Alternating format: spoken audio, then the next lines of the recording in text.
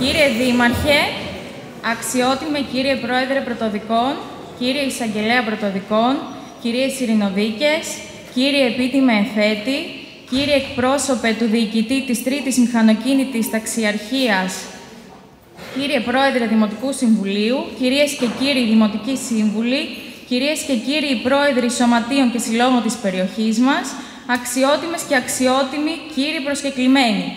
Ο Δικηγορικός Σύλλογος Ορεστιάδος σας καλωσορίζει εδώ στο ισόγειο του Δικαστικού Μεγάρου, στην εκδήλωση με θέμα «Η απονομή δικαιοσύνης σε μια πόλη που γεννιέται» και πραγματοποιείται με αφορμή τη συμπλήρωση των 100 χρόνων από την ίδρυση της πόλης της Ορεστιάδας.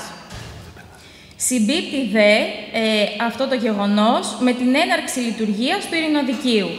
Η εκδήλωση φιλοδοξεί να πετύχει μια ιστορική ξενάγηση που θα μας μεταφέρει νοερά στο πρώτο εκείνο διάστημα της έναρξης του Ειρηνοδικείου Νέας Ορεστιάδας, αλλά και μετέπειτα στα επόμενα βήματα συγχρονισμού της δικαιοσύνης με την υπόλοιπη Ελλάδα. Στο σημείο αυτό θα καλέσω στο βήμα τον κύριο Δήμαρχο Ορεστιάδας για ένα χαιρετισμό. Αξιότιμες και αξιότιμοι, έχοντας απόλυτο σεβασμό στην θεσμική ιδιότητα του Δημάρχου και μέσα σε αυτόν τον ιερό χώρο, σε ένα ανώτερο θεσμικό όργανο, νιώθω ειλικρινά και περήφανος και συγκινημένος που μια τέτοια πρωτοβουλία του Δικηγορικού Συλλόγου, σε μια τέτοια πρωτοβουλία, μπορέσαμε να γίνουμε ως Δήμος Ορεστιάδος συμμέτοχοι και να αναδειχθεί όλος αυτός ο πλούτος που υπήρχε σε κάποια υπόγεια. Ειλικρινά εκφράζοντας στην τοπική κοινωνία, θα ήθελα στο πρόσωπο της Προέδρου της κ. Μεμετζή να συγχαρώ για αυτή την πρωτοβουλία σας. Να συγχαρώ και τον δικηγόρο τον κύριο Παραπαγγίδη, που είμαι σίγουρος για άλλη μια φορά θα μας δώσει τέτοια ενδιαφέροντα στοιχεία που θα εμπλουτίσουν τις γνώσεις μας. Και το κυριότερο, γνωρίζοντας από την πρώτη μέρα ιστορικά στοιχεία της πόλης μας, θα κατορθώσουμε, έχοντας καλύτερη γνώση της ιστορίας, να αξιολογήσουμε καταστάσεις, να παραδειγματιστούμε, έτσι ώστε μαζεύοντας όλα αυτά τα στοιχεία και όλη αυτή τη δουλειά που έγινε αυτή τη χρονιά όσον αφορά τα 100 χρόνια της ίδρυσης της πόλης, να μπορέσουμε με αυτά τα δεδομένα να προχωρήσουμε στα νέα 100 χρόνια. Θερμά συγχαρητήρια και πάλι.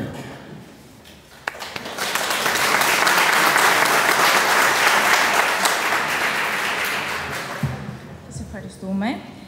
Στο σημείο αυτό, καλώ στο βήμα τον κύριο Εισαγγελέα Πρωτοδικών Ορεστιάδος.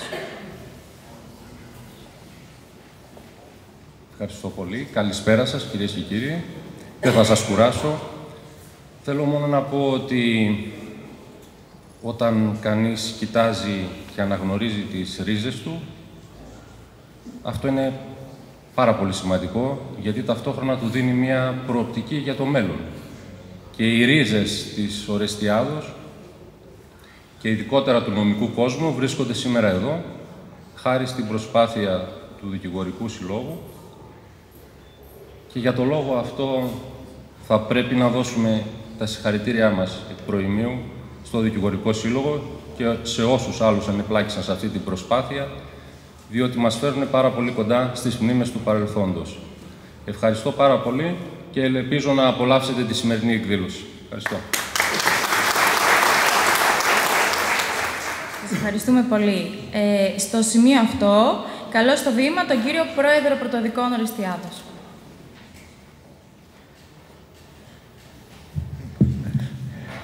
Να σας καλωσορίσω και εγώ με τη σειρά μου. Είναι τιμή για μας ως η παρουσία σας και για μένα ιδιαίτερη χαρά που έστω ως τυπικοί οικοδεσπότες σας υποδεχόμαστε εδώ. Τυπικοί οικοδεσπότες γιατί όλα τα εύσημα θα πρέπει να τα δώσουμε καταρχήν στο Δικηγορικό Σύλλογο με την Πρόεδρο την κυρία Μεμετζή, στον κύριο Παραπαγγίδη, στον δοσού του Συλλόγου και σε όλους αυτούς που είχαν την έμπνευση, είχαν πολύ μεράκι και κάναν πολλή προσπάθεια για να διοργανώσουν όλη αυτή την εκδήλωση. Από εκεί πέρα ένα ευχαριστώ. Εγώ νομίζω ότι πρέπει να πούμε και σε όλους τους υπαλλήλους, τους μετρημένους στα δάχτυλα του Πρωτοδικείου, του Ειρηνοδικείου, της Εισαγγελίας, του Δικηγορικού Συλλόγου, όλοι αυτοί που προσπάθησαν μαζί μας και έχουμε τώρα σήμερα αυτό το αποτέλεσμα. Από εκεί πέρα για τα γενέθλια της Ορεστιάδας, εγώ αυτό που καταλαβαίνω είναι ότι είναι μια πόλη που καταρχήν έχει πολύ πόνο.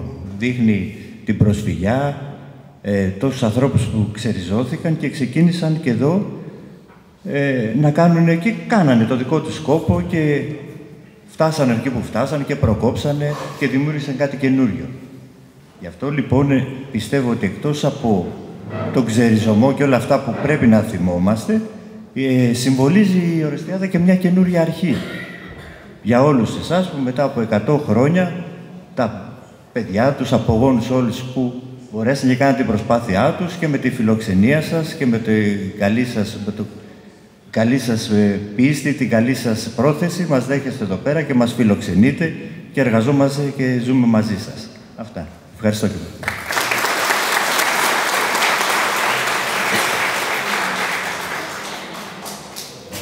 Σας ευχαριστούμε πολύ. Στο σημείο αυτό, καλώ στο βήμα την κυρία Πρόεδρο του Δικηγορικού Συλλόγου Ορεστιάδας, Άννα Μεμετζή. Πριν από μένα, θεωρώ τιμή μας ότι σήμερα κοντά μας είναι και ο Σεβασμιότατος Μητροπολίτης Ορεστιάδας Διδημοτήχου και Σουφλίου. Καλώ στο βήμα λοιπόν εγώ, το Σεβασμιότατο, να χαιρετήσει. Είναι μεγάλη μας τιμή που παρευρίσκεται σήμερα ανάμεσά μας.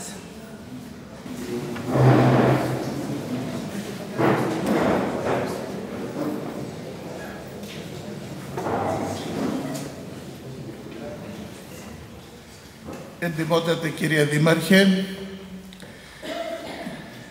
αξιότιμε κύριε Πρόεδρε Πρωτοδικών, αξιότιμοι κύριοι δικαστές,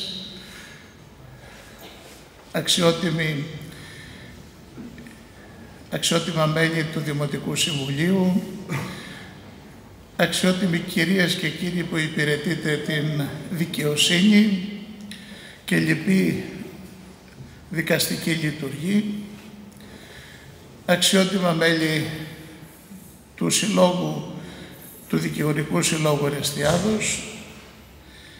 Πραγματικά θεωρώ ιδιαίτερη χαρά και τιμή το γεγονός ότι σήμερα βρίσκομαι μαζί σας σε αυτή την επετειακή εκδήλωση που ασφαλώς έχει να κάνει με την ιστορία και την πορεία των δικαστικών αρχών στην ακριτική Ορεστιάδα, αλλά και με την ιστορία της ίδιας της πόλης επί τη συμπληρώση 100 ετών από της ιδρύσεώς της.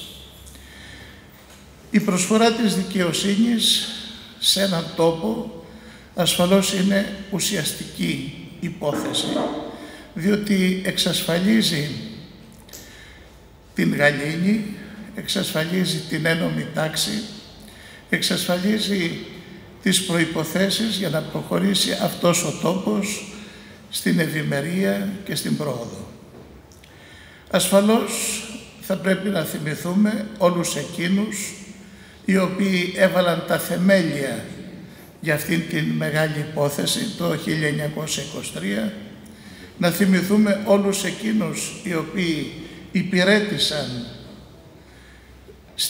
στα δικαστήρια και στις δικαστικές αρχές όλα αυτά τα χρόνια, όλη αυτή την εκατοετία, να αναγνωρίσουμε το έργο το οποίο έχουν επιτελέσει και την προσφορά τους, να εκφράσουμε την ευχαριστία μας σε όλους αυτούς, αλλά και να ευχηθούμε με αυτήν την ευκαιρία, να ευχηθούμε να συνεχίσουν οι άνθρωποι μας κάτω από την ένομη τάξη και κάτω από την επιστασία της ελληνικής πολιτείας, τον δρόμο της προόδου και της ευημερίας.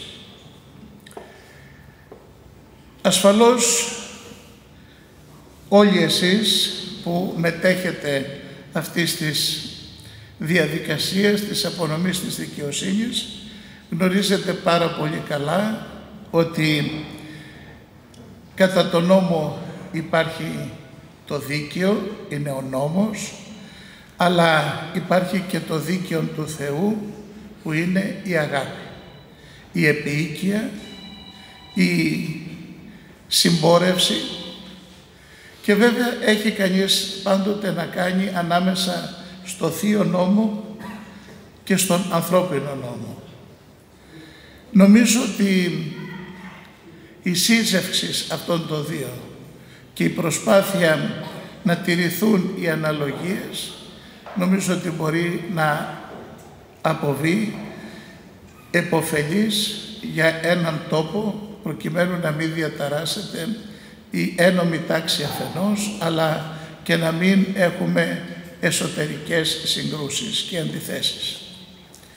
Θέλω λοιπόν να συγχαρώ όλους, να συγχαρώ το Δικηγορικό Σύλλογο Ορεστιάδος και όλους όσους ανέλαβαν αυτό το επίπονο έργο της ανάδειξης μέρους έστω των ιστορικών αρχείων του Ειρηνοδικείου και της δικαιοσύνης, και να ευχηθώ για πολλά χρόνια η πόλη μας, κύριε Δήμαρχε, να ευημερεί, η πόλη μας να προοδεύει και πάντοτε να υπάρχει ειρήνη και γαλήνη σε αυτόν τον τόπο. Σας ευχαριστώ πάρα πολύ.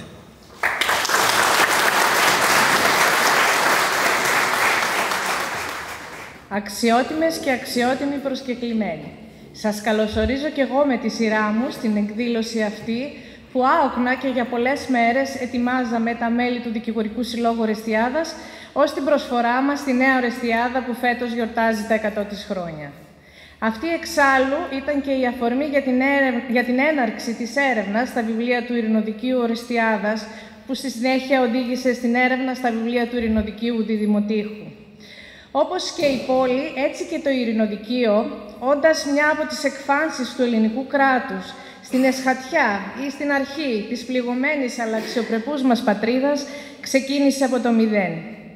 Η έρευνα όμως απέδειξε ότι η απονομή της δικαιοσύνης, όπως και η πόλη, δεν ξεκίνησε τελικά από το μηδέν, παρά τις πρωτόγνωρες συνθήκες, παρόλη την παντελή έλλειψη υποδομών και κτηριακών εγκαταστάσεων, χάρη στο σθένος και τη βούληση εκείνων των πρώτων συλλειτουργών της δικαιοσύνης, αποδείχτηκε ότι από την πρώτη στιγμή, όταν ο πολίτης ήθελε, όταν ο πολίτης μπορούσε, είχε στη διάθεσή του έναν μηχανισμό που δεν ήταν τόσο υποτυπώδης τελικά, στον οποίο μπορούσε να προσφύγει αναζητώντας την απονομή της δικαιοσύνης. Ο χώρος που βρισκόμαστε σήμερα, το Δικαστικό Μέγαρο Ορεστιάδας, ένα από τα καλύτερα και πιο σύγχρονα δικαστικά μέγαρα της χώρας, αποτελεί, υπό το πρίσμα των αποτελεσμάτων της σημερινής έρευνας, δικαίωση εκείνων των πρώτων συλλειτουργών της δικαιοσύνης. Ναι, η δικαιοσύνη χρειάζεται πρωτίστως στους ανθρώπους, όμως και οι άνθρωποι χρειάζονται τις υποδομές και τα κτίρια, ώστε απερίσπαστοι να αφιερώνονται στο λειτουργήμά τους.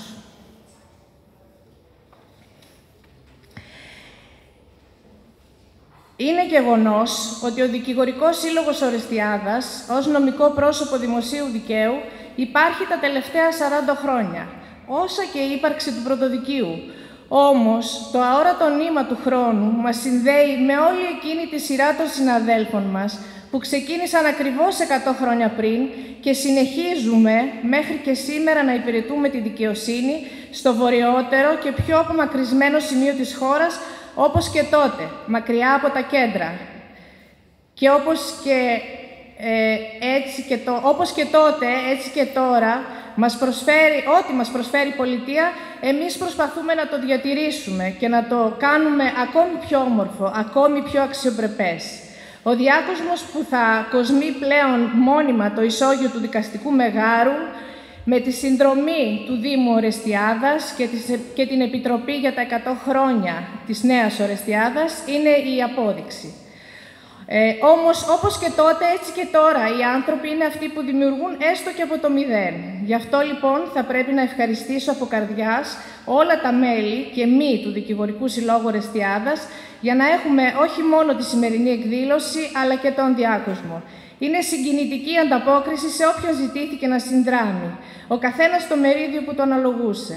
Από τους ειρηνοδίκες και τους υπαλλήλους των δύο ειρηνοδικείων, Ορεστιάδας και Διδημοτήχου, αυτούς που βοήθησαν την ίδια την έρευνα, όπως την Ελεονόρα Μοσχοφίδου, τον Γρηγόριο Αζωρίδη, που με την τέχνη και την τεχνική του ζωντάνεψε τις πρώτες εκείνες αποφάσεις, τον Μάκη Πατσιόρα που μας έδωσε τις αισθητικές εκείνες υποδείξεις για να έχουμε τα σημερινά, κατά τη γνώμη μας, το σημερινό κατά τη γνώμη μας άρτιο αποτέλεσμα, και φυσικά τον Βασίλη Παραπαγκίδη που με το πάθος και τη βαθιά γνώση της περιραίουσας ατμόσφαιρας εκείνης της εποχής μας παρέσυρε όλους στο ταξίδι αυτό, στο βάθος των χρόνων, στην ίδια ακριβώς γη που βρισκόμαστε σήμερα, 17 χιλιόμετρα νοτιότερα από το ειρηνοδικείο Ορεστιάδας του 1920-1923.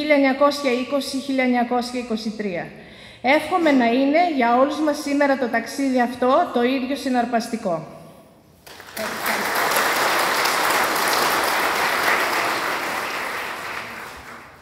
Και τώρα ας περάσουμε στην αιτία της σημερινής εκδήλωσης, την παρουσίαση της έρευνας στα βιβλία των Ειρηνοδικείων Ορεστιάδας και Διδημοτήχου με θέμα «Απονομή δικαιοσύνης σε μια πόλη που γεννιέται», από τον δικηγόρο και μέλος του Δικηγορικού Συλλόγου Ορεστιάδος, κύριο Βασίλειο Δημητρίου Παραπαγκίδη.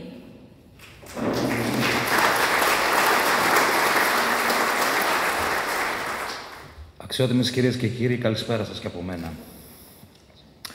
Το αποτέλεσμα της συνολικής έρευνας είναι προϊόν μιας βασικής επισκόπησης των πολιτικών αποφάσεων και των συνημμένων σε πολλές περιπτώσεις σε αυτές δικογραφιών, από τη σύσταση του δικαστηρίου στην πόλη μας το 1923 μέχρι και το 1974, από την οποία εξ αρχής αναδύονται εύλογα ερωτήματα νομικής αλλά και πολιτιακής φύσης. Ποια ήταν η βραχύβια ονομασία του ελληνικού κράτους μεταξύ 15 Μαρτίου και 24 Μαΐου 1924, ποια αυτή της περίοδου 24-35, πώς συστηνόταν το ελληνικό κράτος διαχρονικά έκτοτε. Η ανάγνωση των κειμένων αυτών καταδεικνύει ανάγλυφα τις πολιτιακές αυτές αλλαγές από την ημέρα της υπογραφής της Συνθήκης της Λοζάνης, ενώ αντλούνται χρήσιμες πληροφορίες αναφορικά με τις οικονομικές, κοινωνικές, επαγγελματικές, αλλά και τις συνθήκες των συλλειτουργών της δικαιοσύνης που επικρατούσαν στην εκατονταετή πορεία του εν λόγω δικαστηρίου στην πόλη μας. Στους τόμους αυτούς συναντούμε για παράδειγμα τις πρώτες συλλογικές προσπάθειες του Δικηγορικού Σώματος για συνταξιοδοτική πρόνοια, με την εμφάνιση των πρώτων ενσύμων υπερσυνταξιοδότησης δικηγόρων του Ταμείου Νομικών το 1935, αφού μέσα στα δικόγραφα είναι συνημμένα τα σχετικά αποκόμματα. Έχουμε μια εικόνα για το κόστος προσφυγής στη δικαιοσύνη, το χρόνο και τον τόπο εκδίκασης των υποθέσεων, ενώ διαγράφεται η οικονομική κατάσταση της χώρας όπως προκύπτει από το κόστος χαρτοσήμανσης των εγγράφων των δικαστικών αποφάσεων, με χαρακτηριστικότερη την τεράστια δυσαναλογία ανάμεσα στην τελευταία απόφαση του 1941, όπου το κόστος χαρτοσήμανσης ανερχόταν στις 20 δραχμές με πρόσθετη επιβάρυνση 6 δραχμών, και την πρώτη του 1942, όπου η χαρτοσήμανση ανέρχεται στις 1000 δραχμές με πρόσθετη επιβάρυνση 170 δραχμών, λόγω των πληθωριστικών πιέσεων που δέχθηκε η εθνική οικονομία από την κυκλοφορία του κατοχικού νομίσματος. Συναντούμε σε επίπεδο νομού Εύρου τη συμμετοχή της περιοχής στην ανέγερση του δικαστικού μεγάρου Αλεξανδρούπολης, μέσω της επικόλλησης στα υπογεγραμμένα από δικηγόρους δικόγραφα ενσύμου υπέρ ανέγερσης δικαστικού καταστήματος και καταστήματος κράτησης αρχικά Εύρου και εκ των υστέρων Αλεξανδρούπολης, τα οποία επικολλούνταν από το 1938. Ανακαλύπτουμε τους πρώτους ειρηνοδίκες, δικηγόρους, δικολάβους, δικαστικούς επιμελητές, δικαστικούς υπογραμματείς, όπως ήταν ο τίτλος των υπαλλήλων του δικαστηρίου, τους πρώτους γιατρούς, τους πρώτους τοπικούς ερετούς άρχοντες όλων των κοινοτήτων μέχρι το 1955, τους πρώτους εμπόρους, επιχειρηματίες και αγρότες, τους πρώτους οικονομικούς εφόρους της νέας πόλης. Αναδύονται σε τοπικό επίπεδο τα προβλήματα και οι αντιδικίες της περιοχής της αρμοδιότητας του Ειρηνοδικείου Ορεστιάδος από την τοποθέτηση και μεταφορά του εδώ, όπου σε επίπεδο κατατόπων αρμοδιότητας εκτινόταν από το Ορμένιο μέχρι και το Θούριο. Είναι δε χαρακτηριστικό ότι στους τόμους των δημοσιευμένων αποφάσεων των ετών 1924-27 η πλειονότητα του τόπου κατοικίας των διαδίκων, εναγόντων και εναγωμένων, δεν είναι η Νέα Ορεστιάδα, αλλά οι ήδη υφιστάμενες κοινωνίες πριν την υπογραφή της Συνθήκης της Λοζάνης, με ενδεικτική αναφορά στις τοπικές κοινότητες Καστανεών, Ζώνης, Περζίων, Καβίλης, Παταγής κλπ. Στο ερώτημα γιατί, η απάντηση έρχεται από τη φύση του ανθρώπου στο πλαίσιο της κοινωνικής συμπεριφοράς, αφού είναι λογικό ένα μέλος μιας κοινωνίας σε σκηνές, με έλλειψη στα στοιχειώδη, όπως νερό και φάρμακα, να θέσει ως προτεραιότητα τη διαβίωση και σε ύστερο χρόνο να απευθυνθεί στο κατεξοχήν καταφύγιο δικαίου για την προάσπιση, τον κατεπίφαση ή κατεπίκληση δικαιωμάτων του. Είναι χαρακτηριστικό ότι στη Νέα Ορεστιάδα δεν λειτουργούσε φαρμακείο τα πρώτα χρόνια της ίδρυσής της, οι κάτοικοι επιμελούνταν με γιατροσόφια τις ασθένειες, ενώ η προμήθεια φαρμάκων γινόταν με κάρα από το γειτονικό διδημότυχο. Παρ' όλα αυτά, η ίδια κοινωνία, με όλες αυτές τις ελλείψεις, αποφάσισε να μείνει σε αυτόν τον τόπο, να οργανωθεί, να συσπηρωθεί και να πορευθεί σε μια κοινωνική συνθήκη που η ίδια μόνη της δημιούργησε. Χαρακτηριστικότερο παράδειγμα βούλησης, οργάνωσης και συσπήρωσης αυτής της κοινωνίας, που στερούνταν τα βασικά προς διαβίωση, ήταν η αναγνώριση ως νόμιμης της σύστασης των δύο πιο παλαιών σωματείων της πόλης μας, δηλαδή του Μουσικογυμναστικού Συλλόγου Ορέστη Ορεστιάδος και της Συντεχνίας Επαγγελματιών, δηλαδή της σημερινής Επαγγελματικής Ένωσης, που φέρουν έτος ίδρυσης το 1927. Οι αποφάσεις ίδρυσης των σωματείων αυτών δεν απαντώνται στους τόμους του Ειρηνοδικείου Ορεστιάδος, βρίσκουν όμως αναφορά σε αυτούς, αφού τότε αρμοδιότητα στην αναγνώριση ως νόμιμης της σύστασης σωματείων είχαν τα πολυμελή πρωτοδικεία, εμπροκειμένου δηλαδή το τότε πρωτοδικείου Εύρου με έδρα την Αλεξανδρούπολη. Αν μάλιστα πίσω από την δικονομική διάσταση της προσκόμισης των σχετικών εγγράφων, με τις ταχύτητες και τα μέσα συγκοινωνίας και επικοινωνίας της εποχής, προσθέσουμε και την απόσταση 120 χιλιόμετρων του αρμοδίου καθήλυν και κατά τόπον δικαστηρίου από την έδρα του υποσύστασης σωματείου, μπορούμε με ασφάλεια να διαγνώσουμε την ανάγκη, αλλά και με σεβασμό να αναγνωρίσουμε τη θέληση αυτών των πρώτων κατοίκων μιας νέας πόλης να στεριώσουν και να δημιουργήσουν συναλλακτικές σχέσεις, οικονομία, προστιθέμενη προσωπική και κοινωνική αξία από το μηδέν και σε ύστερο χρόνο αναμνήσεις εδώ. Σταδιακά, μετά το 1931, δημοσιεύονται ακόμη περισσότερες αποφάσεις του δικαστηρίου με τόπο κατοικίας των διαδίκων την πόλη της Ορεστιάδος, που εμφανίζεται ενίοτε ως νέα Ορεστιάδα, γεγονός που καταδεικνύει την ευχάριστα δυσανάλογη και ραγδαία ανάπτυξη των κοινωνικών και οικονομικών συνθηκών διαβίωσης της νέας πόλης, η οποία, σε αντίθεση με τα αναμενόμενα, άρχισε να προσελκύει κόσμο από παντού. Και ενώ θα περίμενε κανείς ότι οι υποθέσεις που θα άγονταν προς εκδίκαση ενώπιον του δικαστηρίου θα αφορούσαν αποκλειστικά σε υποθέσεις νομής, κυριότητας, καταβολής χρέους από οποιαδήποτε αιτία ή μικροδιαφορές, με έκπληξη εμφανίζονται και υποθέσεις εξαιρετικής αρμοδιότητας. Είναι χαρακτηριστικές οι αποφάσεις που δημοσιεύτηκαν τη δεκαετία του 1930, με αντικείμενο υποθέσεως, όπως χαρακτηριστικά αναφέρεται, ανακοπή κατά ατομικής προσκλήσεως της σημερινής ατομικής ειδοποίησης. Οι αποφάσεις αυτές αφορούν σε ανακοπές βεβαιωμένου χρέους προς το ελληνικό δημόσιο, όπως αυτό εμφανιζόταν στο Δημόσιο Ταμείο και προέκυπτε από τη φορολόγηση γάλακτος. Χαρακτηριστικά εμφανίζεται απόφαση του δικαστηρίου που περιορίζει και διατάσσει τη διόρθωση του ύψους ατομικής προσκλήσεως του Ταμείου Ορεστιάδος προς κάτοικο Ρεζίων λόγω μη ορθής φορολόγησης της κοινότητας Ρεζίων, ενώ σε άλλη περίπτωση ακυρώνεται τόσο η ατομική πρόσκληση προς κάτοικο Ορεστιάδος, όσο και η πράξη βεβαίωση της κοινότητας Ορεστιάδος. Η παραγωγή αποφάσεων με τα παραπάνω αντικείμενα σταματά κατά τα έτη 1941-45, όπου το δικαστήριο απασχολείται σχεδόν κατά αποκλειστικότητα με την έκδοση ένορκων βεβαιώσεων των κατοίκων της περιοχής, οι οποίες ως επιτοπλίστων βεβαιώνουν τον τόπο κατοικίας του ενδιαφερομένου, που δηλώνει πρόσφυγας και όπου κατά κύριο λόγο εμφανίζεται η φράση «Προέρχομαι από την βουλγαροκρατούμενη περιοχή Ορμενίου, Ξάνθης κτλ.» και συνοδεύονται ως επιτοπλίστων και από φωτογραφίες της εποχής. Ο λόγος σύνταξης των έργων αυτών βεβαιώσεων ανάγεται στο γεγονός ότι συγκεκριμένες περιοχές Ορμενίου, Κομοτηνής, Ξάνθης είχαν αποδοθεί από τους Γερμανούς στην πιο σκληρή από όλες τις κατοχικές διοικήσεις της περίοδου 41-44, τη βουλγαρική, οι συνέπειες της οποίες ήταν εξ αρχής ορατές, με αποτέλεσμα την τάση προσφυγής πολλών κατοίκων στις κοντινότερες αλλά λίγες περιοχές που τελούσαν υπό γερμανική κατοχή, οι οποίες ήταν η πόλη μας, το μεγαλύτερο μέρος του νομού Εύρου που γειτνίαζε με την Τουρκία, τα νησιά του βορειοανατολικού Αιγαίου, η Αθήνα, η Θεσσαλονίκη και η Κρήτη.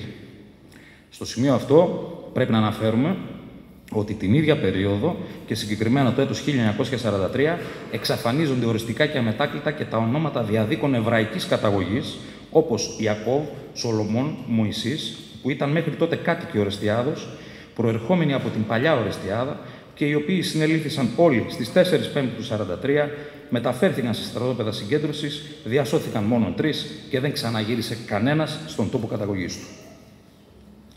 Συμπερασματικά, απασχόλησαν το Ειρηνοδικείο Ορεστιάδος αγωγές καταβολής ιατρικών αμοιβών, κυρίως τα πρώτα χρόνια, αγωγές χρέους, ανακοπές κατά πρωτοκόλλου διοικητικής αποβολής, ανακοπές κατά ατομικών προσκλήσεων, αιτήσεις αντικατάστασης με συγκιούχων ήδη από το πρώτο έτος λειτουργίας του δικαστηρίου, αιτήσεις διορισμού συγγενικού συμβουλίου, αγωγές αδικοπραξίας, αιτήσεις προσωρινών μέτρων, τα σημερινά ασφαλιστικά μέτρα, κυρίως προσβολής νομής, αγωγές εξώσεως και μη καταβολής μισθωμάτων.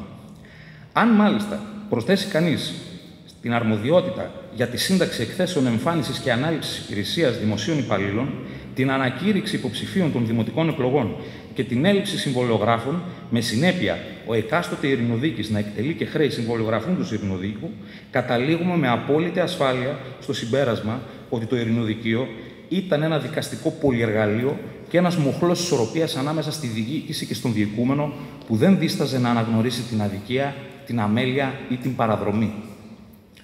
Το εκπληκτικότερο όμως όλων για τον αναγνώστη του σήμερα, που έχει στα χέρια του τα υπέροχα και ευαίσθητα από το χρόνο αυτά κείμενα, γραμμένα με καλλιγραφική γραφή κονδυλοφόρου, χαρτοσημασμένα με χαρτόσημα πλέον του ενός αιώνα, που μυρίζουν από μόνα τους ιστορία, είναι η αίσθηση δικαίου, η νομική ευρημάθεια των εκάστοτε ειρηνοδικών, η εύλογη, έλογη και ανάλογη εφαρμογή του εκάστοτε ισχύοντος πλαισίου του ουσιαστικού και δικονομικού δικαίου, η αιτιολογία των αποφάσεων, η νομικά πιστή και σε μερικά σημεία φιλολογικά υπέροχη ανάπτυξη της μείζωνος και ελάσσονος δικανικής πρότασης και φυσικά η πορεία της νομικής σκέψης και πράξης μέσα στον χρόνο. Όταν μάλιστα σε αυτό το συναισθητικό μείγμα όρασης, αφής, αντίληψης, ακόμα και όσφρησης, προστίθενται και πληροφορίες για τον τόπο σου και την πρώιμη κοινωνία του, δημιουργείται αυτομάτως ή και αυτεπαγγέλτος μια αίσθηση μεταφοράς στον χρόνο με όχημα τη νομική επιστήμη.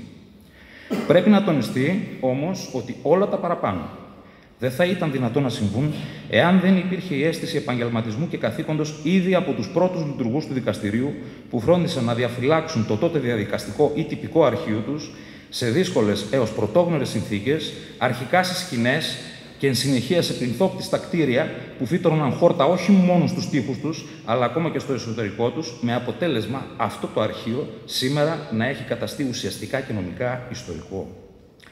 Χάρη σε αυτούς, έχουμε τη δυνατότητα σήμερα να γνωρίζουμε τις ανάγκες και τα προβλήματα της περιοχής. Κυρίες και κύριοι, δεν παραλείπω εκ προθέσεως τους συμβολιογράφους, οι οποίοι αρχίζουν να εμφανίζονται με μόνιμη έδρα την πόλη της Ορεστιάδος στα μέσα της δεκαετίας του 30 περίπου, αφού μέχρι τότε χρέη συμβολιογράφου, όπως προανέφερα, εκτελούσε ο εκάστοτε ειρηνοδίκης Ορεστιάδος, ενώπιον του οποίου μάλιστα συντάχθηκε το 1924 και το Συμβόλαιο Αγοράς του Δημαρχείου Ορεστιάδος, το οποίο έχουμε στα χέρια μας, με εκπρόσωπο της κοινότητας Ορεστιάδος, τον Στέφανο Δημητρίου, ο οποίος εξελέγει διαβοής στην Ύπαιθρο και ο οποίος θεωρώ ότι δεν έχει λάβει στη συλλογική τοπική μας συνείδηση τη θέση που του αρμόζει. Γιατί όμως δεν υπήρχαν συμβολιογράφοι στη Νέα Ορεστιάδα? Είναι λογικό, σε μια κοινωνία που προσπαθεί να επιβιώσει μετά από μια μετακόμιση για εθνικούς λόγους, στη μέση του πουθενά, με βασικές ελλείψεις στα στοιχειώδη τα πρώτα χρόνια, χωρίς διαμορφωμένες συναλλακτικές συνθήκες και ήθη, χωρίς οικοδομική δραστηριότητα, χωρίς ακόμα δική της οικονομία, το επάγγελμα του συμβολιογράφου να είναι βιοποριστικά τουλάχιστον επισφαλές, αν όχι απαγορευτικό. Πού θα μπορούσε να αναπτύξει όμως ένας συμβολιογράφος τη δραστηριότητά του? Σίγουρα σε μια κοινωνία συμβαλωμένων στις πράξεις του, με αναπτυγμένα και όχι υποδιαμόρφωση συναλλακτικά ήθη, όπως αυτή της Νέας Ορεστιάδας τις πρώτες δεκαετίες, όπου πρωταγωνιστές των εικόνων της καθημερινότητας ήταν οι λάσπες και το τρέξιμο των παιδιών στο διάλειμμα του πρόχειρου υπαίθριου σχολείου στο πηγάδι για να πιούν νερό από τον ίδιο κουβά. Σε πλήρη αντίθεση με την κοινωνία και τις εικόνες της παλιάς Ορεστιάδας, μόλις 17 χιλιόμετρα μακριά από αυτό που άφησαν ως καθημερινότητα οι πρώτοι τολμηροί κάτοικοι της πόλης μας, που λίγο πριν έρθουν εδώ, εάν οποιοδήποτε από αυτούς, ανεξαρτήτου κοινωνικής ή οικονομικής κατάστασης, αστός, αγρότης, επιστήμονας, ήθελε να πάει για να προμηθευτεί από την αγορά της Ορεστιάδος οτιδήποτε, για να πάει να πιει καφέ, να δουλέψει, να εκκλησιαστεί, περπατούσε μέχρι τον Ιούνιο του 1923 σε μεγάλους δρόμους, με όμορφα διόροφα σπίτια, περνούσε μπροστά από το διόροφο εξατάξιο μεικτό ελληνικό σχολείο με 400 μαθητές και προσωπικό 12 ατόμων, έβλεπε την αντιπροσωπεία της γερμανικής εταιρείας ραπτομηχανών Singer, συναντούσε σίγουρα κάποια καλοντημένη κυρία της φιλοπτώχου αδελφότητος της ελληνικής εγκαραγατσίου κοινότητας, έπαιρνε σίγουρα ψωμί από κάποιο φούρνο που ανήκε στη συντεχνία αρτοπιών Καραγατσίου και κρέας από κάποιο κρεοπολείο που ανήκε στη συντεχνία κρεοπολών, θα έβλεπε κάποια κυρία του Συλλόγου Κυριών και Δεσποινίδων η Ελπής, του Δευτέρου Συλλόγου Γυναικών της πόλης του, θα περνούσε από το Δημαρχείο Ορεστιάδος, εκεί όπως στις 15 Ενάτου του 1923 παραδόθηκε στην τουρκική διοίκηση η διοίκηση της Ορεστιάδας, θα έβλεπε το όμορφο σπίτι του Ορεστιαδίτη φαρμακοποιού Αλτιναλμάζη του μετέπειτα δημάρχου και ευεργέτη της Αλεξανδρούπολης, σίγουρα θα συναντούσε κάποιον υπάλληλο κάποιου προξενείου, μπορεί να έπινε και καμιά μπύρα στην πυραρία Μπομόντι του κοσμικού Τζανίκ Χοτέλ, της μοναδικής επιχείρησης που από επιλογή υπάρχει στην πόλη μας εδώ και έναν αιώνα, και τον Οκτώβριο του 1922 μπορεί να συναντούσε στο δρόμο, ανάμεσα στους πολλούς ξένους που είχε ούτως ή άλλως η κοινωνία της Ορεστιάδας, και έναν Αμερικανό που έστελνε ανταποκρίσεις από την Ορεστιάδα και την Αδριανούπολη στην εφημερίδα του στον Καναδά, την Toronto Star, καλύπτοντας δημοσιογραφικά τα καραβάνια προσφύγων που περνούσαν τη γέφυρα του Εύρου μετά την πραγματική και νομική κατάργηση της Ανατολικής Θράκης, ενός νεαρού που έμενε στην παγκόσμια ιστορία ως ο μεγαλύτερος Αμερικανός λογοτέχνης, του Ernest Hemingway. Ο ίδιος αυτός κάτοικος της Ορεστιάδος του νομού Αδριανουπόλεως θα άκουγε στο δρόμο γαλλικά, αγγλικά, ιταλικά, γερμανικά, ελληνικά και σχεδόν καθόλου τουρκικά, αφού οι κάτοικοι του ήταν κατεξοχήν Έλληνες. Θα περνούσε από την εκκλησία των Αγίων Θεοδόρων για να φτάσει εκεί που ήταν οι συμβολεογράφοι, με σκοπό να συμβληθεί με κάποιον για τη μεταβίβαση ενός ακινήτου, για τη σύνταξη κάποιας ένορκης βεβαίωσης ή για τη σύνταξη κάποιου δανειστικού συμβολέου, δηλαδή στη Λεωφόρο Βασιλέως Αλεξάνδρου, που ήταν ο μηχανοκίνητος αλευρόμυλος και το παγωπηγείο ψυγείου του Αλτιναλμάζη, όπου υπήρχε το πρώην καθολικό μοναστήρι, και όλα αυτά χωρίς να έχει την ανάγκη να μεταβεί από το προάστιο της Ορεστιάδος στην μεγαλύτερη σε πληθυσμό περιφερειακή πόλη του ελληνικού κράτους το 1921, την πραγματική από τα αρχαία χρόνια Ορεστιάδα, την τότε έδρα του εφετείου Θράκης, την Αδριανούπολη, όπου στο κτίριο βρισκόταν το πρωτοδικείον και το ειρηνοδικείον Αδριανουπόλεως, γιατί πολύ απλά η κοινωνία του και η οικονομία της ήταν έτσι διαρθρωμένη και οικονομικά θεμελιωμένη, που προσέλκυε συμβολιογράφους λόγω του όγκου των συναλλαγών εδώ και χρόνια από μόνη της, χωρίς φυσικά να γνωρίζει ότι αυτή η ίδια κοινωνία δεν είχε πολλή ζωή ακόμα για εθνικούς λόγους. Είναι συνεπώς λογικό, στους τόμους των πρώτων δεκαετιών των δικαστικών αποφάσεων, να μην βρίσκουμε αναφορά σε συμβολιογραφικές πράξεις για οποιαδήποτε αιτία από συμβολιογράφους της νέας κοινωνίας, της νέας Ορεστιάδας, αφού η προηγούμενη κατάσταση, η προηγούμενη καθημερινότητα δεν υπήρχε πια. Βρίσκουμε όμως, με μεγάλη χαρά και έκπληξη, ήδη στον πρώτο τόμο των αρχείων του δικαστηρίου, επίκληση σε δικαστική απόφαση που εκδόθηκε, αλλά ακόμα και το ίδιο το χειρόγραφο πρωτότυπο κείμενο συμβολιογραφικής πράξης που συντάχθηκε, χαρτοσημάνθηκε, υπογράφηκε και σφραγίστηκε εν Ορεστιάδη από τον συμβολιογράφο Ορεστιάδος Γεώργιο Κωνσταντινίδη στις 4 Απριλίου του 1923, δηλαδή όχι μόνο πριν την υπογραφή της Συνθήκης της Λοζάνης, 3,5 μήνες μετά, στις 24 Ιουλίου, αλλά ακόμα και πριν από την ημερομηνία κατά την οποία οι κάτοικοι της Ορεστιάδος μάθουν ότι πρέπει να παραδώσουν και αυτοί τις ιδιοκτησίες τους στις 27 Μαΐου του 23. Το αξιοθαύμαστο που επιβεβαιώνει τα παραπάνω περί της οικονομικής ευρωστίας και της εν γέννη κατάστασης της κοινωνίας του Καραγατσίου, δηλαδή της Ορεστιάδος, της περιφέρειας Ορεστιάδος, του νομού Αδριανουπόλεως, προκύπτει από την ίδια την αρρύθμιση της συμβολιογραφικής πράξης. Η εν λόγω συμβολιογραφική πράξη φέρει αριθμό 1051 και όλα αυτά μέσα σε 2,5 χρόνια σε μια κοινωνία που είχε σε απόσταση 4 χιλιόμετρων περίπου δίπλα της την μεγαλύτερη σε πληθυσμό περιφερειακή πόλη του ελληνικού κράτους. Με περισσότερους συμβολιογράφους, αλλά και με τη δυνατότητα σύνταξης πράξης με την παραγωγή των ίδιων ενόμων αποτελεσμάτων στο εκεί ειρηνοδικείο με ελάχιστο κόστος. Η ρηθήσα συμβολιογραφική πράξη προσφέρει και άλλες σημαντικές πληροφορίες στον αναγνώστη της, αφού, όπως δηλώνει ο συντάξας συμβολιογράφος, η πράξη του έλαβε χώρα στο γραφείο του που βρισκόταν εν Ορεστιάδη και σε οίκημα που βρισκόταν επί της Λεωφόρου και όχι οδού, Βασιλέως Αλεξάνδρου 86, ιδιοκτησίας της Μαρίας Χατζιγκάγενας. Βλέπουμε ότι το γραφείο του συμβολιογράφου ήταν σε οικία γυναίκας, κάτι το οποίο ήταν σπάνιο.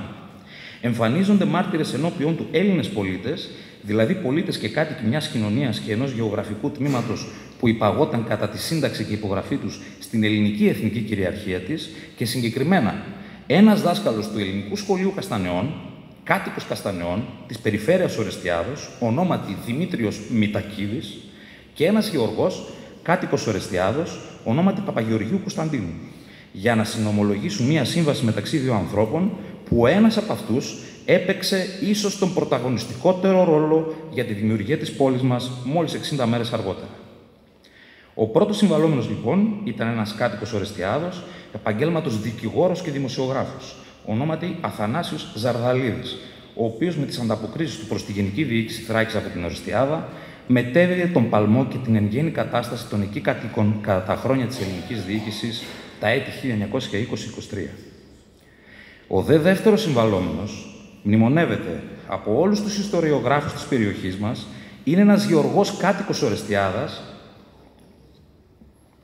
που μετά τις δύο γενικές συνελεύσεις των Ορεστιαδιτών και Αδριανοπολιτών κατοίκων του Καραγάτς και μετά την παρένεση του Μητροπολίτη Πολυκάρπου να μην διοσκορπιστούν οι τελευταίοι νέοι πρόσφυγες της αποθνίσκουσας μεγάλης ιδέας, υπέδειξε το εκεί του τότε και το εδώ του σήμερα.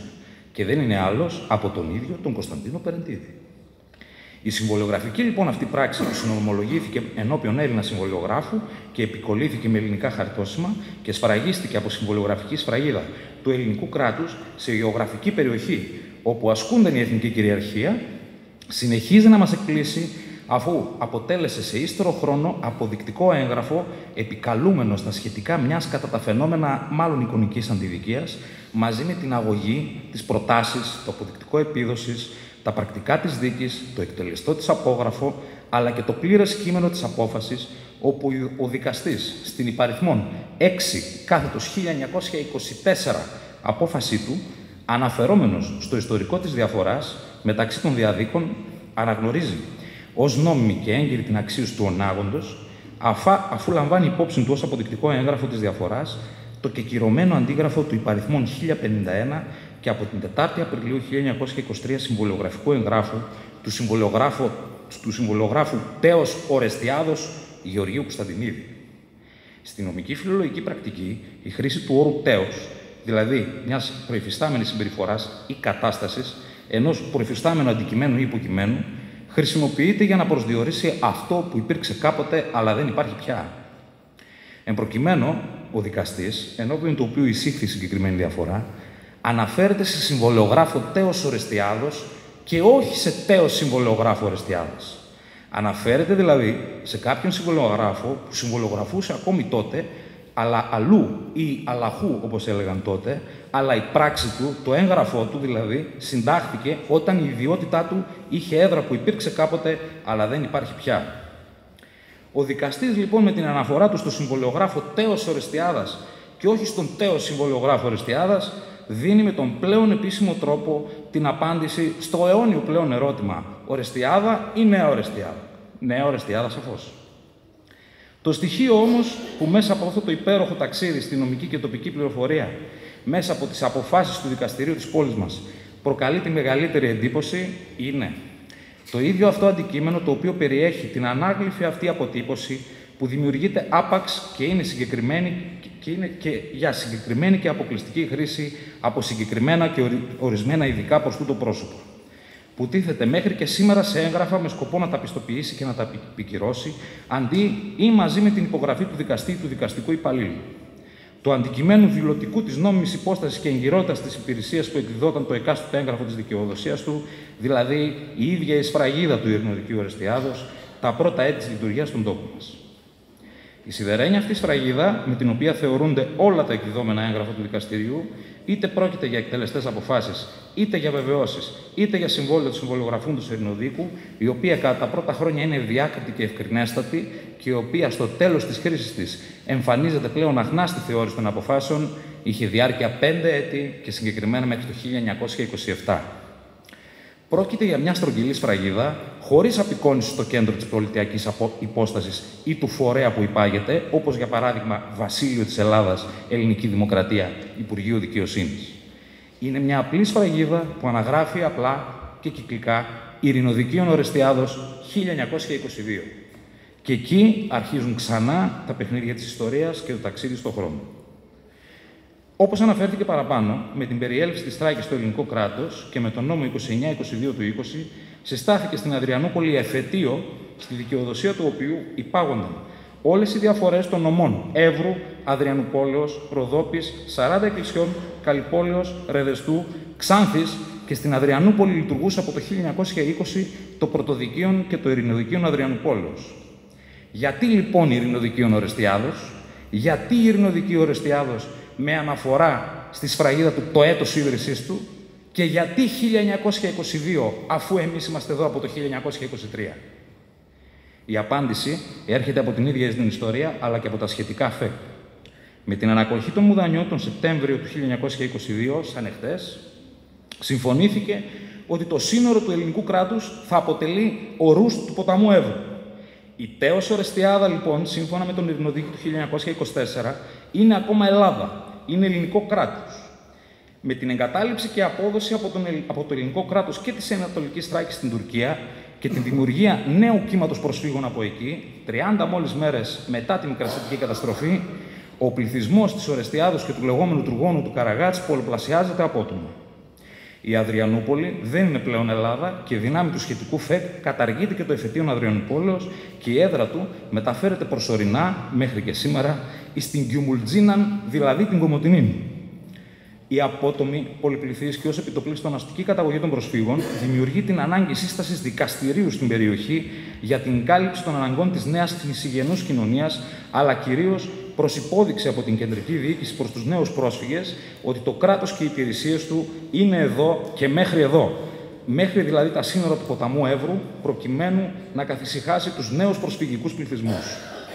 Σε αυτό το πλαίσιο εντάσσεται και η ανάγκη σύσταση ενός διοικητικού και δικαστικού πολυεργαλείου, όπως είπαμε παραπάνω, δηλαδή του Ειρηνοδικείου και Πτεσματοδικείου Ορεστιάδος τον Νοέμβριο του 1922, στην μετά από 9 μήνες τέος Ορεστιάδα. Αποτελεί, αν όχι τη μοναδική, σίγουρα μια από τις λίγες σφραγίδες ελληνικού δικαστηρίου που φέρει έτος σύστασης. Αυτή η σφραγίδα, που έζησε μέχρι το 1927, και το συμβολιογραφικό έγγραφο του συμβολιογράφου Τέος Ορεστιάδος είναι ίσως τα μοναδικά απτά αντικείμενα που μπόρεσαν να παράξουν ένομα αποτελέσματα από το εκεί του τότε στο εδώ του σήμερα και έχουν ως εκ τούτου μεγάλη ιστορική, νομική αλλά και συναισθηματική αξία. Η σφραγίδα αυτή γεννήθηκε στην Ορεστιάδα του 1922 και στους 9 μήνες παραμονής της εκεί στον τόπο που κατασκευάστηκε σφράγισε 12 δικογραφίες του Πτεσματοδικείου Ορεστιάδος από το 1922, 39 δικογραφίες του Πτεσματοδικείου Ορεστιάδος το 1923, 259 δικογραφίες της τακτικής διαδικασίας του Ειρηνοδικείου του 1923, το βιβλίο Ανακοπών και Εφέσεων του έτους 1923, βιβλίο Πιστηρίων του 22 και 23, το βιβλίο Αδειών και Αποσπάσεων Δημοσίων Υπαλλήλων του Ορεστιάδος του 1923, τις Ορποδοσίες και τις Εκθέσεις Ανάληψης Υπηρεσίας των Δημοσίων Υπαλλήλων του 1922-23, το παλιό βιβλίο Απολειψίμων Αδριανουπόλεως και σωρία άλλων δημοσίων εγγράφων.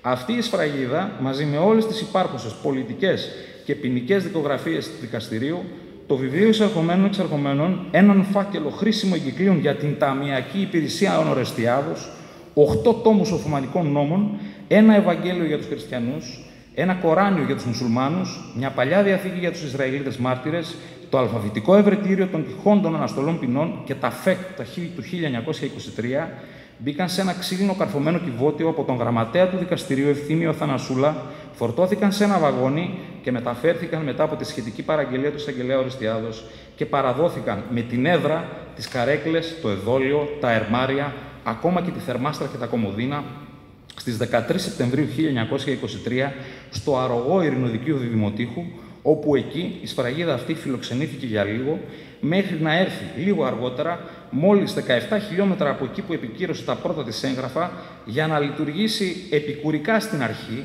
σφραγίζοντας τις ορποδοσίες και τις εκθέσεις ανάληψης υπηρεσίας των πρώτων υπαλλήλων σε μια σκηνή, ώσπου να συνεχίσει να εκπληρώνει την αποστολή και τον σκοπό για τον οποίο κατασκευάστηκε στα πρώτα δημόσια κτίρια της πόλης, δηλαδή να απονείμει δικαιοσύνη σε μια πόλη που τότε γεννιόταν. Κυρίες και κύριοι, ο επισκέπτης του δικαστικού Μεγάρου Ορεστιάδος μπορεί να βρει τα ονόματα των πρώτων δικηγόρων, των πρώτων δικαστών, των πρώτων δικαστικών επιμελητών. Θα δει αγωγές, προτάσεις, ένορκες βεβαιώσεις, χαρτόσημα πλέον των 100 ετών, θα βρει πρακτικά συνεδριάσεων του δικαστηρίου, ονόματα των πρώτων τοπικών συμβούλων των κοινοτήτων της ευρύτερης περιοχής μας, δηλαδή των τοπικών κοινοτήτων Ορεστιάδος, Αχυροχωρίου, όπως ήταν η επίσημη επωνυμία της σημερινής τοπικής κοινότητας Νέας Βύσσας, της κοινότητας Ριζίων, Καστανεών, Θεραπιού κτλ. Εκεί θα συναντήσει σίγουρα κάποιον γνωστό ή συγγενή του από το παρελθόν, ανάλογα φυσικά με την ηλικία του. Θα αναγνώσει και την παραγγελία του εισαγγελέως πρωτοδικών Αδριανουπόλεως από το 1920. Θα δει το 15ο πρωτόκολλο της Συνθήκης της Λοζάνης, που αποτέλεσε επί της ουσίας την ληξιαρχική πράξη γέννησης της πόλης μας. Θα συναντήσει την υπαριθμόν 1051 του 23 συμβολιογραφική πράξη του συμβολιογράφου Ορεστιάδος, θα αναγνώσει την υπαριθμόν 6/1924 απόφαση του Ειρηνοδικείου Ορεστιάδος, όπου αναφέρεται η φράση «Τέος Ορεστιάδα», δηλαδή της Ορεστιάδας και της κοινωνίας της που υπήρξε κάποτε, αλλά δεν υπάρχει πια. Και φυσικά μπορεί να δει αποσπάσματα από τα πρωτότυπα των δικαστικών αποφάσεων που πάραξε το Ειρηνοδικείο από το 1924, το οποίο ελέγχοντας την καθήλυν και κατά τόπον αρμοδιότητά του, βλέποντας τη δικογραφία και σκεπτόμενο κατά νόμον, εξέδε τις αποφάσεις. Η περιήγηση του όμως στο δικανικό λόγο, την καθημερινότητα της κοινωνίας του τότε, σε συνδυασμό με την ανάγνωση και μόνο των επωνύμων των φυσικών προσώπων που αναγράφονται σε αυτές, καθίσταται αισιόδοξα προβληματική στη σκέψη του αναγνώστη, αφού στις αποφάσεις αυτές θα αντιληφθεί διαβάζοντας τα επώνυμα του τότε που περιβάλλονταν τη σφραγίδα του Ειρηνοδικείου Ορεστιάδος του 1922, ότι γνωρίζει τους απογόνους τους μέσα από τα επώνυμα των ανθρώπων που γνωρίζει όχι από την κοινωνία της Τέος, αλλά από αυτήν της νυν Ορεστιάδος. Κυρίες και κύριοι, στα δύο κάρα που ήρθαν για πρώτη φορά στις 4 Ιουνίου 1923 μαζί με τον Μητροπολίτη Πολύκαρπο, υπήρχαν 7 άνθρωποι που εξελέγησαν στις γενικές συνελεύσεις που έγιναν 2 μέρες πριν, στην Τέος Ορεστιάδα, σύμφωνα με τον Ειρηνοδίκη του 24. Η αποστολή τους ήταν να επιθεωρήσουν τον τόπο, προκειμένου να γίνει μια μετακόμιση για δημόσια ωφέλεια. Οι άνθρωποι αυτοί έφεραν τα επώνυμα Δημητρίου, Μπίρατζης, Κυριακίδης, Μίνογλου, Χαμπαρίδης, Νεχνεντίδης, Περεντίδης. Σήμερα λοιπόν, έναν αιώνα μετά, σκεπτόμενος κι εγώ συνειρμικά δικονομικά, λαμβάνοντας υπόψη ως πραγματικό περιστατικό το γεγονός ότι τα δυσέγγωνα αυτών που ήταν σε εκείνο το κάρο του 23 είναι σήμερα έναν αιώνα μετά εδώ, στον ίδιο τόπο, σκεπτόμενος κατά τον φυσικό νόμο, και αφού είδα όχι τη δικογραφία αλλά την κοινωνία της σημερινής πόλης μας, μου είναι πράγματι αδύνατον να μην συμφωνήσω με την κατά τόπον αναφορά Τέος Ορεστιάδος του αξιωτήμου Προέδρου του Δικαστηρίου του 24. Μου είναι όμως επίσης αδύνατο να μην διαφωνήσω μαζί του, αφού καθήλυν και μάλιστα κατά την πρώτη ύλη, η κοινωνία της Νέας Ορεστιάδος αποτελείται από τους κληρονόμους και φορείς των δικαιωμάτων και υποχρεώσεων της κοινωνίας της Τέος Ορεστιάδος. Δηλαδή, του προϊόντος της κοινωνίας, του διωγμού της Αδριανούπολης και του Καραγάτς, και υπάρχει εδώ και έναν αιώνα 17 χιλιόμετρα μακριά ή κοντά από τον τόπο που γεννήθηκε και συνεχίζει από επιλογή να υπάρχει εδώ που υπάρχει, με τον τρόπο που έμαθε να υπάρχει ανέκαθεν, χωρίς δισταγμούς, με τη δύναμη, τη δυναμική και τον τόλμη των δικών της ανθρώπων. Δηλαδή, αυθύπαρκτα, αυτόβουλα και εκούσια. Χρόνια πολλά, Νέα Ορεστιάδα. Σας ευχαριστώ πάρα πολύ.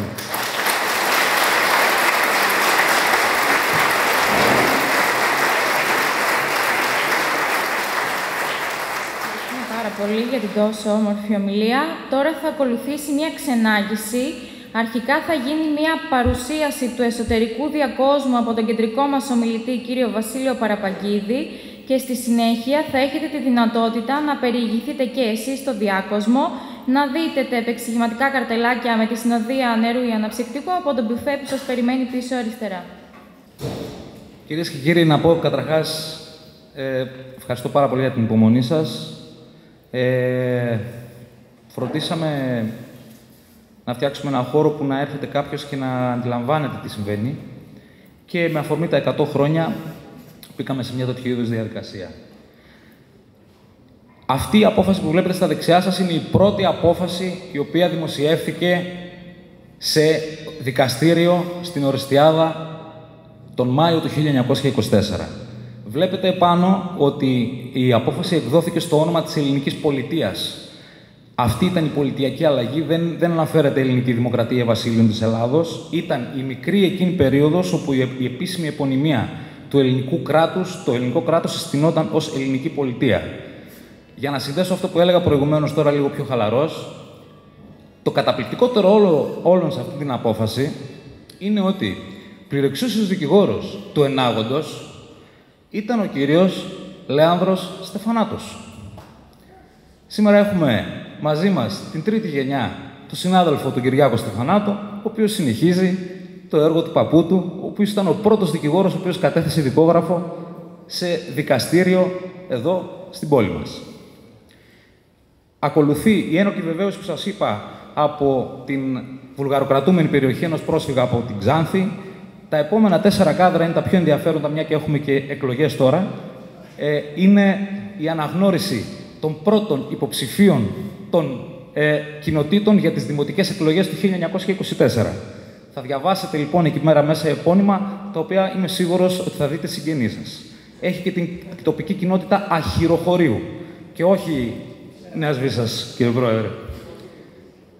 Πίσω έχουμε μία απόφαση του 1955, όπου εκεί υπάρχει μια διαφωνία πάλι με κάποιους κατοίκους Αχυροχωρίου, οι οποίοι θέλαν να πάρουν πίσω έναν αγρό, όπου τους είχε αποδοθεί το 1923 από την Επιτροπή Αποκατάστασης Προσφύγων. Πίσω βλέπετε επίσης έχουμε μια σειρά από τις σφραγίδες. Σας είπα ότι μας έκανε εντύπωση το γεγονός αυτή η στρογγυλή σφραγίδα, γιατί δεν φέρει καθόλου, όπως νομίζω, δεν ξέρω κι εσείς, κύριε δικαστής, κύριε εισαγγελέα, δεν νομίζω να έχετε ξαναδεί από σφραγίδα δικαστηρίου με ημερομηνία σύστασης. Ήταν ακριβώς αυτός ο λόγος. Πίσω λοιπόν έχουμε την πορεία των σφραγιδών αυτών. Αυτή η σφραγίδα έζησε μέχρι το 1927. Από το 27 μέχρι το 35, όπου είχαμε πάλι την αλλαγή, εμφανίζεται στο κέντρο Ελληνική Δημοκρατία. Μετά έχουμε την περίοδο της Επταετίας και δίπλα έχουμε την περίοδο της Βασιλείας. Πίσω σας έχετε τη φωτογραφία του 1927, που είναι μια από τις εμβληματικότερες φωτογραφίες στο επάνω μέρος του διάκοσμου. Εμβληματικότερες φωτογραφίες. Στο επάνω μέρος του διάκοσμου, πάνω που έχει τη φωτογραφία και δίπλα έχει το ΦΕΚ, όχι σε αυτό το γραμματήρι το μεγάλο, αλλά πίσω, έχουμε το ΦΕΚ κατάργησης του εφετείου Αδριανούπολεως, κύριε Πρόεδρε, το 1922, το επίσημο ΦΕΚ. Δίπλα είναι το εφετείο Αδριανούπολεως, που ήταν το εφετείο Θράκης, που μεταφέρθηκε. Πολλοί από εμάς έχουμε δώσει εξετάσεις εκεί πέρα μέσα, για να πάρουμε την άδεια. Στο επάνω μέρος του διάκοσμου, βλέπετε αριστερά στο ΦΕΚ, είναι το ΦΕΚ προσάρτησης της Θράκης, Ανατολικής και Δυτικής Θράκης, του 1920. Αριστερά, στο κέντρο, είναι τα πρώτα δημόσια κτίρια που κατά πάσα πιθανότητα σε πολλές αποφάσεις, επειδή δεν αναφέρεται μέσα ότι το δικαστήριο συνεδριάζει στο δικό του κατάστημα, αναφέρει πολλές φορές ότι συνεδριάζει σε δημόσιο οίκημα, και επειδή αυτά ήταν τα πρώτα δημόσια οικήματα, κατά πάσα πιθανότητα αυτές ήταν οι πρώτες αποφάσεις. Εκεί έγιναν οι πρώτες αποφάσεις. Δίπλα έχουμε το ΦΕΚ σύσταση του πρωτοδικείου Ορεστιάδας. Όταν το 1984 η πόλη μας απέκτησε και πρωτοδικείο. Αφού τελειώσαμε με πάνω, θα σας πάω πάλι πίσω. Ένα από τα ιστορικότερα έγγραφα κάτω από το τριμελές, κάτω από το μπάνερ, είναι παραγγελία του εισαγγελέως πρωτοδικών Αδριανούπολεως, με σφραγίδα εισαγγελίας πρωτοδικών Αδριανούπολεως από το 1920. Κάτω, πάντοτε λέγαμε πώς ήρθε αυτή η σφραγίδα. Ψάχναμε. Γιατί, πώς τη φέραν. Και το βρήκαμε στο Ειρηνοδικείο Δημοτήχου.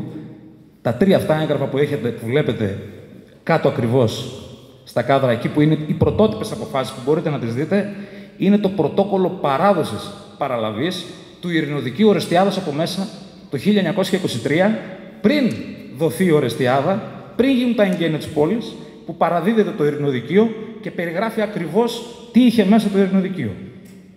Παραδόθηκε στο Δημότικο.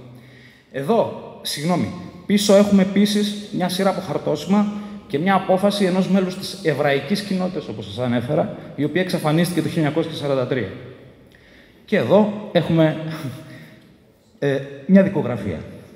Αυτή η δικογραφία είναι αυτή είναι η πρώτη αγωγή, όχι η πρώτη, μια από τις πρώτες αγωγές, πάλι κατηθεμένη από τον Λέανδρο Στεφανάτο, και είναι η φαινομενική αντιλικία του ιδρυτή της πόλης μας, που νομίζω κάπου πρέπει να είδα και τον δυσέγγονό του εδώ, με τον Κωνσταντίνο Περεντίδη. Έχουμε το αποδεικτικό επίδοσης, όπου είναι η πρωτότυπη υπογραφή του Κωνσταντίνου Περεντίδη. Δίπλα είναι η αίτηση, όπου ζητούσε ο ενάγων να εξαιρεθεί από το δικαιοστάσιο. Συνεχίζουμε πίσω, που είναι τα πρακτικά της δίκης. Δίπλα έχουμε τις προτάσεις, 3 γραμμές, να το πω έτσι, δεν μπορώ, 3 γραμμές. Προτάσεις, προσάγω, επικαλούμε, τελειώσαμε. Λοιπόν, και αυτό νομίζω ότι είναι το παλαιότερο έγγραφο που υπάρχει.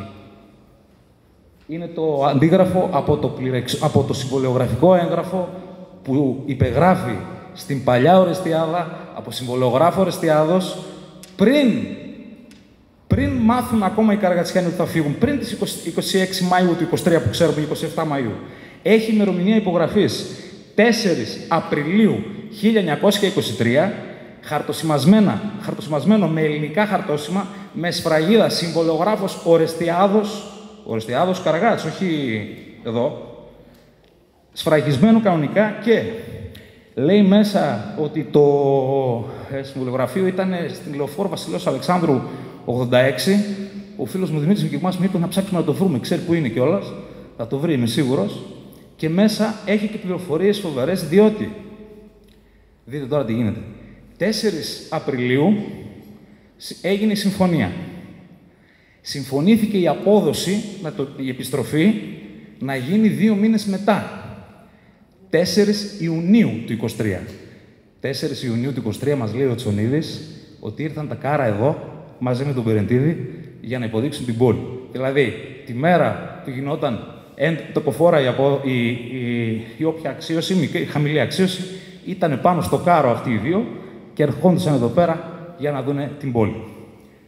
Και δίπλα είναι το κείμενο της απόφασης που σας λέω, που αναφέρεται το τέος Ορεστιάδα, και αυτό μας έκανε μεγάλη εντύπωση, και κλείνουμε με το απόγραφο. Αποφασίσαμε να μπει στο χώρο του Δημοτικού Ορεστιάδος αυτό το κάδρο, γιατί νομίζουμε ότι σημαίνει πάρα πολλά. Ήταν κάτι πάρα πολύ σημαντικό για μας. Σας ευχαριστούμε πάρα πολύ που ήρθατε. Συγγνώμη αν σας κουράσαμε και χρόνια πολλά, Νέα Ορεστιάδα.